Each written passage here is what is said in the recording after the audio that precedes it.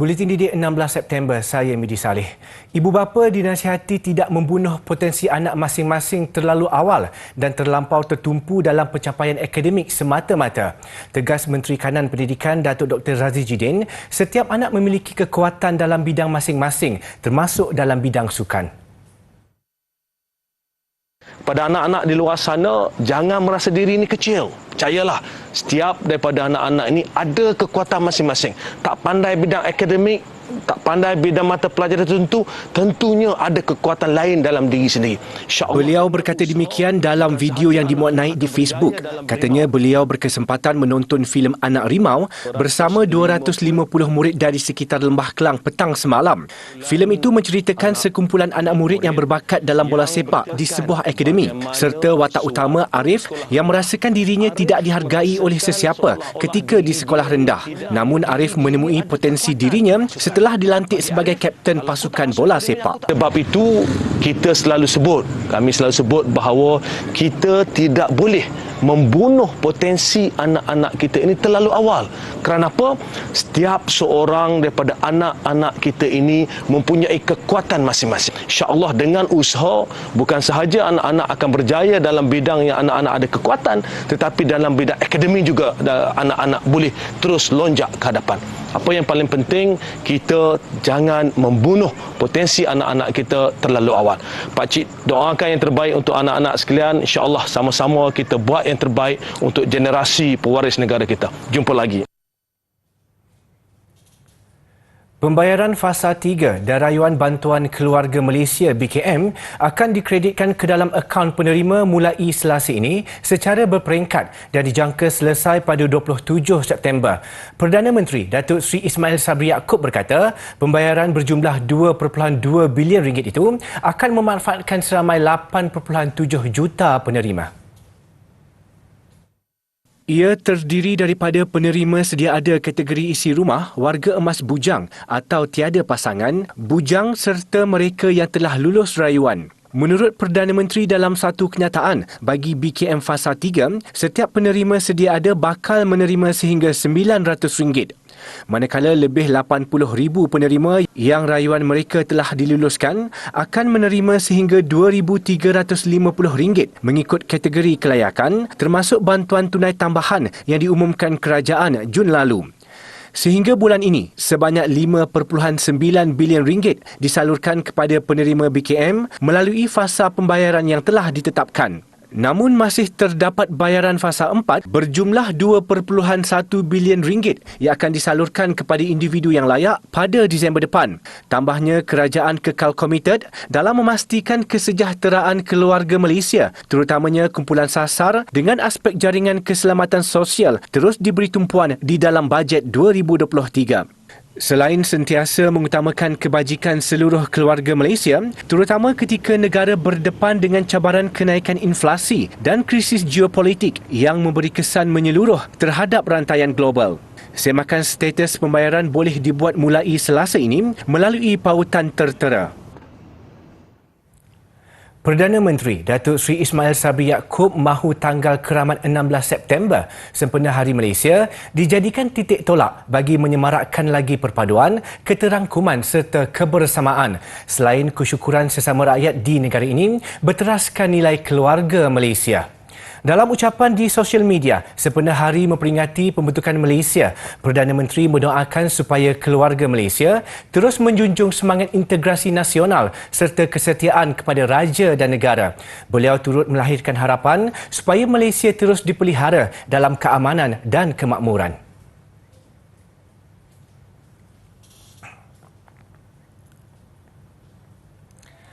Perbadanan Tabung Pendidikan Tinggi Nasional PTPTN akan memaklumkan kaedah pelaksanaan pinjaman terkini bagi golongan M40 dan pinjaman komputer riba bagi golongan berkenaan dalam masa terdekat selepas dimuktamadkan.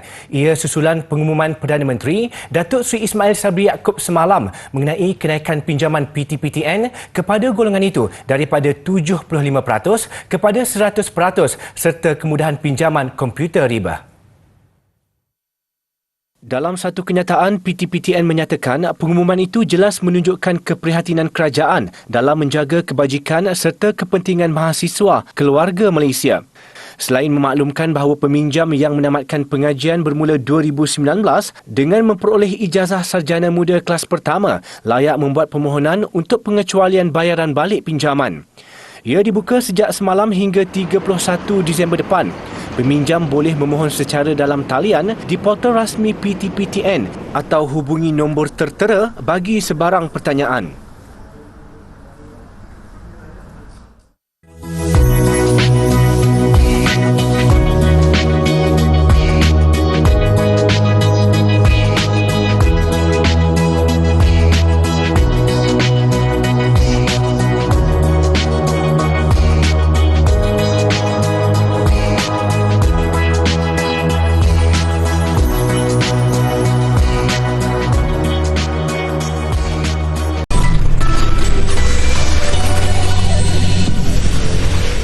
Mantan Ketua Pengarah Pelajaran Tan Sri Wan Zahid Nordin meninggal dunia jam 10 pagi tadi di rumahnya di Kampung Tunku, Petaling Jaya, Selangor. Tan Sri Wan Zahid, 82 tahun, memegang jawatan sebagai Ketua Pengarah Pelajaran pada tahun 1993 sehingga Disember 1997. Beliau juga adalah pengerusi Majlis Penasihat Pendidikan Kebangsaan MPPK bagi sesi 2018-2021. Dari segi pendidikan, jawatan lain yang pernah disandang beliau termasuk pengerusi Universiti Pendidikan Sultan Idris, pengerusi Universiti Teknologi Maram, pengerusi Akademi Pendidikan Tinggi dan pemegang amanah Yayasan Pintar. Jenazah dikebumikan di Tanah Perkuburan Islam Kota Damansara selepas solat asar.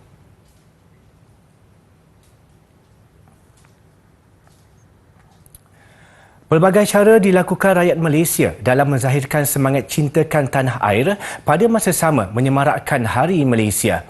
Bagi Pertubuhan Persaudaraan Seluruh Sabah USFA, sambutan Hari Malaysia tahun ini dizahirkan dengan mencipta jalur gemilang sepanjang 500 meter.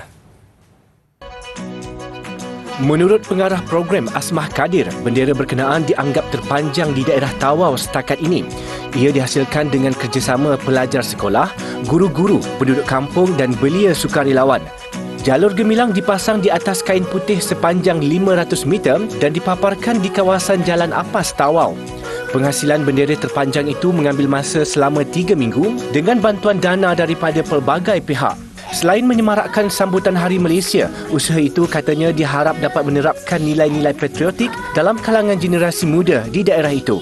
Saya rasa benda ini sangat perlulah untuk menampakkan kepada generasi akan datang ataupun kanak-kanak sekarang ni supaya diorang pun tahu bila masuk bulan Ogos sahaja, bulan kemerdekaan, kita akan ada banyak bendera. Jadi bendera ni pun menampakkan mungkin semangat patriotik ataupun supaya kita tidak lupalah dengan dengan jalur gemilang kita, sebab saya percaya di mana-mana kita pergi pun nanti kalau kita pergi luar negara, kita akan sentiasa kibarkan jalur gemilang. Yang pasti pemasangan bendera terpanjang berkenaan turut mendapat perhatian masyarakat di daerah itu. Saya berasa amat berbanggalah ada pihak-pihak seperti begini yang ingin memasang bendera seperti begini, dan sedikit sebanyak ini dapat memupuk semangat patriotik di kalangan masyarakat kita. Bangga menjadi rakyat Tawau dengan melihat bendera yang telah terpasang ini ya sepanjang 500 meter, menjadikan Bandar Tawau ini lebih menarik dan cantik dipandang pada waktu siang dan malam. USFA turut merancang untuk mencipta jalur gemilang yang lebih panjang di sambutan Hari Malaysia akan datang.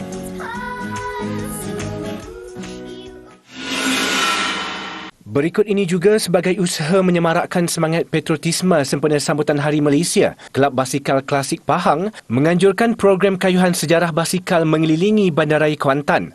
Pelbagai model basikal lama termasuk dibuat antara tahun 1940-an dan 1960 digunakan peserta.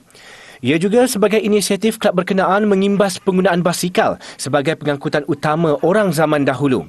Kayuhan bermula di Taman Kerang Kuantan dan singgah di beberapa lokasi bersejarah di bandaraya ini.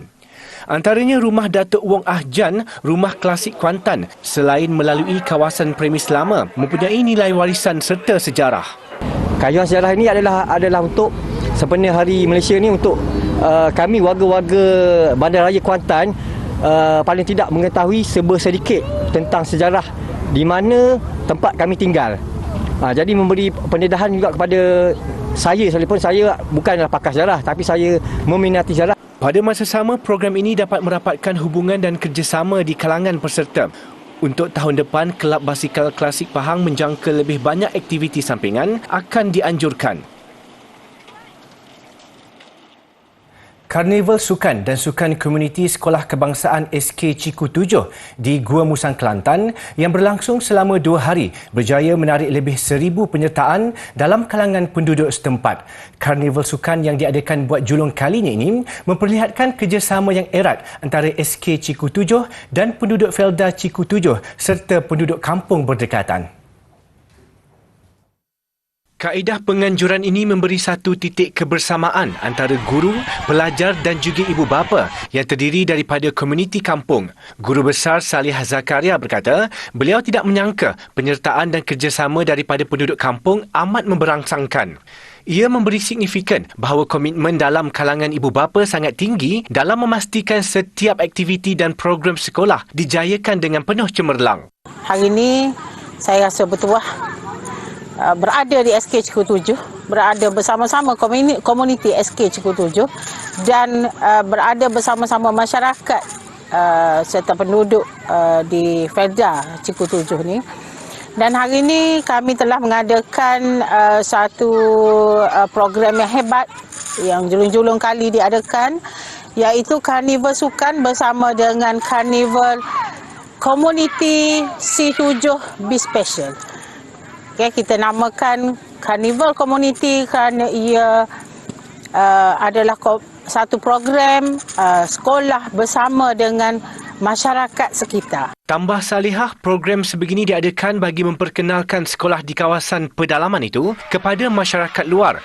SK Ciku 7 mempunyai 199 pelajar dan berada di kawasan pedalaman iaitu 15 km dari simpang Felda Ciku 3 di laluan utama Gua Musang, Kuala Krai. Kami berharap agar program sebegini, program yang hebat begini, insya-Allah program ini akan diteruskan di masa-masa akan datang dalam skala yang lebih besar dan yang hari ini juga dalam 2 hari ini kami menerima kunjungan lebih daripada 1,000 orang pengunjung dan alhamdulillah saya rasakan program ini sangat berjaya dan kita harapkan ia akan menjadi contoh untuk sekolah-sekolah lain juga untuk bersama-sama melonjakkan Kementerian Pendidikan kepada masyarakat luar. Dalam Karnival Sukan Komuniti ini, pelajar, guru dan ibu bapa menyertai pelbagai acara sukan. Mereka yang turut dibantu penduduk kampung bertungkus lumus menghias rumah sukan masing-masing mengikut pembahagian jalan kampung. Selain gerai jualan, karnival ini turut diserikan dengan persembahan selebriti di Barat, Fendi Kenali, Manhan dan Din Manjo, pemeriksaan kesihatan serta pameran dari Ibu Pejabat Polis Daerah IPD Gua Musang.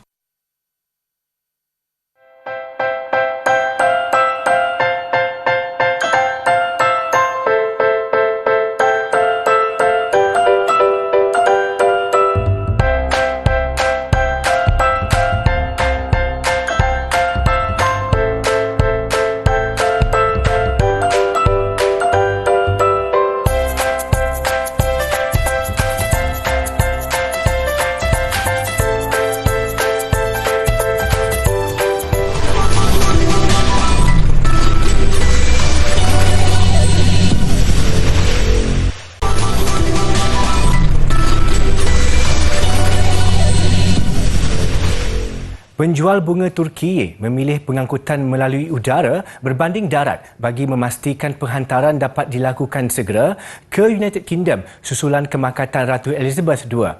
Menurut anggota Bursa Komoditi Antalya, Selçuk Çelebi, sejak peristiwa itu, tempahan ke atas bunga dari Turki meningkat 90%. Hanya kira-kira 40% daripadanya dapat dipenuhi oleh penjual bunga dari Turki. Jumlah pengeluaran menurun kerana ketika ini adalah penghujung musim bunga di wilayah beriklim Mediterranean di Antalya dan Isparta. Tambah Celebi, penghantaran melalui udara cuma memakan masa sehari berbanding seminggu jika menggunakan truk. Menurut anak syarikat Turkish Airlines, Turkish Cargo pula, mereka menghantar lebih 500,000 tangkai bunga dengan berat kira-kira 13 tan dari Antalya dan Isparta bagi upacara pengebumian Ratu Elizabeth II. Ia adalah peningkatan 40% berbanding tahun lalu. Jenazah Ratu Elizabeth II dijadual dikebumikan Isnin depan.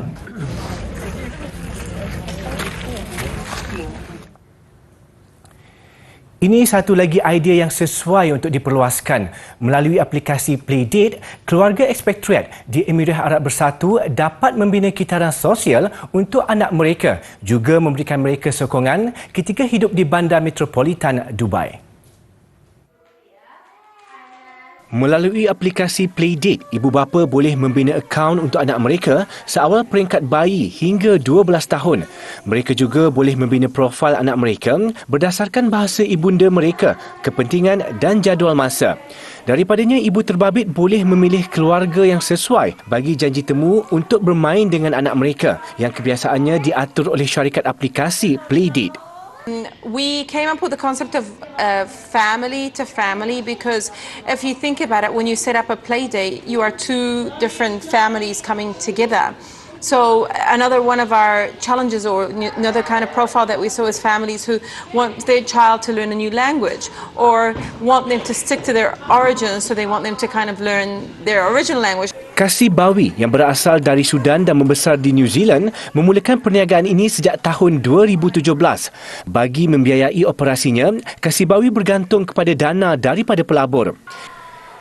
Ia juga membantunya memperluaskan jaringan Playdate sehingga kepada keluarga di Amerika Syarikat dan United Kingdom. Ciri-ciri baharu sentiasa diperkenalkan sekaligus dapat memastikan majoriti keluarga terbabit kekal menggunakan aplikasi ini. Melaluinya, jarak usia dan soal kecenderungan tidak lagi menjadi isu besar. Malah ia juga membantu mereka bertemu ibu-ibu yang mempunyai minat sama dan gaya keibubapaan yang sesuai demi pembesaran anak-anak masing-masing. Samsung Electronics akan melabur sebanyak lebih 7 trilion won atau 22.09 bilion ringgit menjelang 2030 sebagai inisiatif alam sekitar bertujuan memastikan syarikat itu neutral karbon menjelang tahun 2050. Peruntukan akan digunakan untuk penyelidikan dan pembangunan teknologi bertujuan menapis gas rumah hijau dan memerangkap kembali karbon dioksida yang dihasilkan semasa proses pengeluaran chip. Menurut Samsung, pihaknya juga akan meningkatkan penggunaan plastik terpakai dalam perantinya kepada 50% daripada semua plastik menjelang 2030 dan 100% menjelang 2050. Pada masa sama, Samsung juga mahu meningkatkan pengeluaran chip dan peranti yang cekap tenaga. Tambahnya, syarikat itu bersama kumpulan syarikat global yang dianggotainya seperti Apple, TSMC dan Intel komited untuk mencapai 100% tenaga boleh diperbaharui. Okey, next basic yang kedua ialah catching, iaitu tangkap bola. Okey.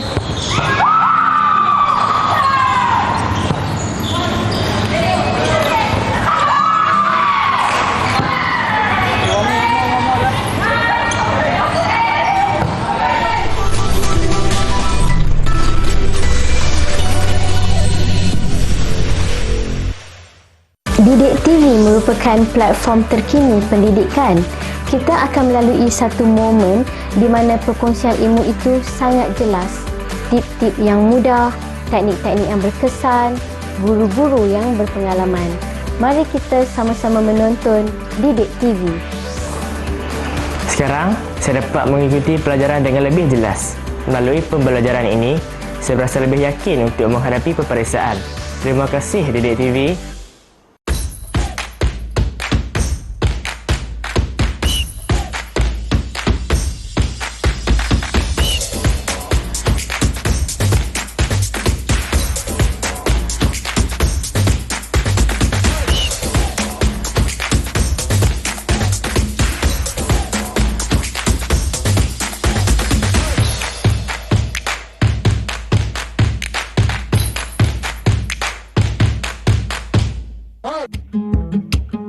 Ayuh keluarga Malaysia, kita bulatkan tekad dan bersatu hati untuk terus memelihara serta mempertahankan kedaulatan negara.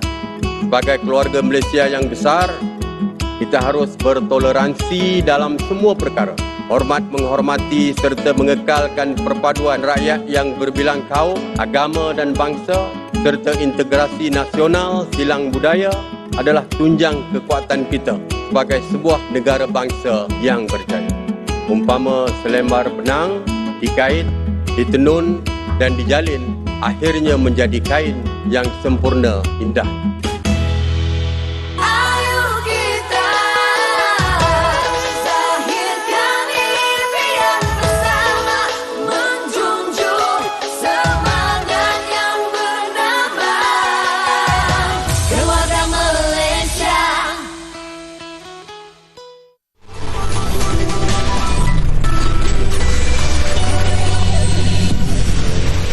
Bola sepak Liga Super. Hasrat Johor Darul Takzim JDT untuk melebarkan penguasaan di tangga teratas tidak kesampaian apabila sekadar seri 2-2 menentang PJ City. 2 kali JDT mendahului dan 2 kali juga PJ City bangkit menyamakan kedudukan. Bertandang ke Stadium Majlis Bandaraya Petaling Jaya, JDT di depan pada minit ke-48 menerusi sepakan penalti. Ia susulan bola terkena tangan Filemon Ani Stanley dan penyerang berbisa pelawat Bergson Da Silva mudah menyempurnakannya. Perlawanan makin rancak apabila PJ City menyamakan kedudukan menerusi penyerang kebangsaan Darren Lock. JDT mula terbayangkan 3 mata apabila jaringan pemain gantian Ahya Rashid untuk kedudukan 2-1 4 minit sebelum whistle penamat.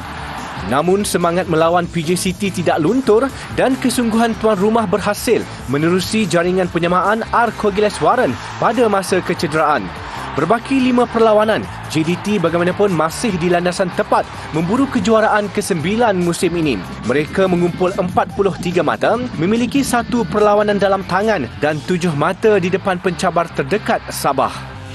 Di Stadium Hang Jebat, Melaka United dan juara Piala AFC Zon ASEAN KL City turut berkongsi 1 mata selepas terikat tanpa jaringan.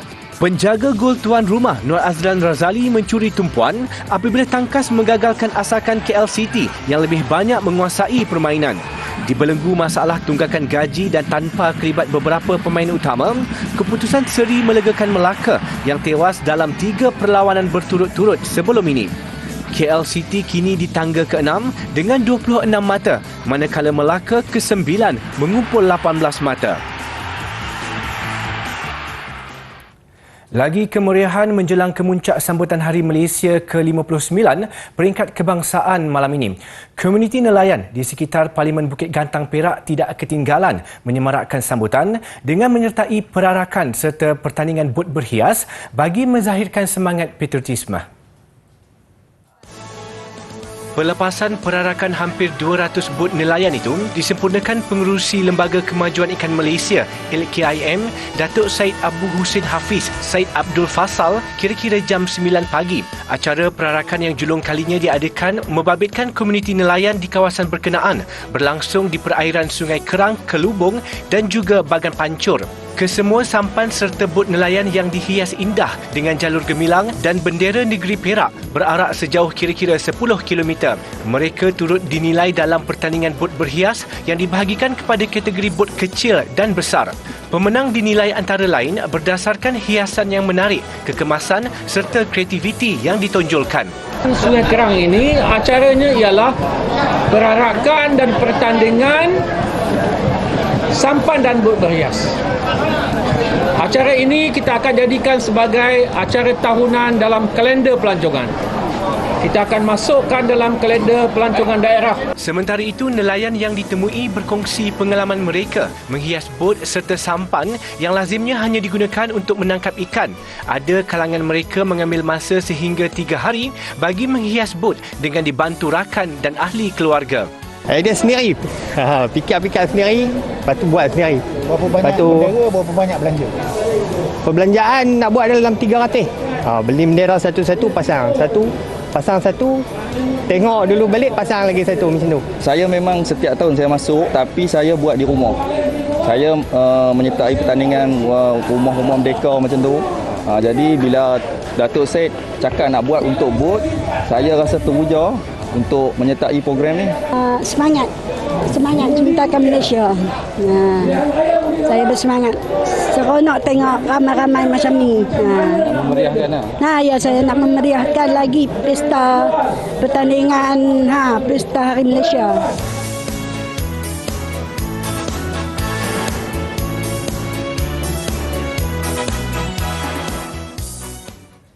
Pelbagai aktiviti terus dianjurkan bagi menyambut Hari Malaysia 2022. Kepada adik-adik, selamat menyambut Hari Malaysia. Saya Mijie Saleh, salam hormat dan Assalamualaikum.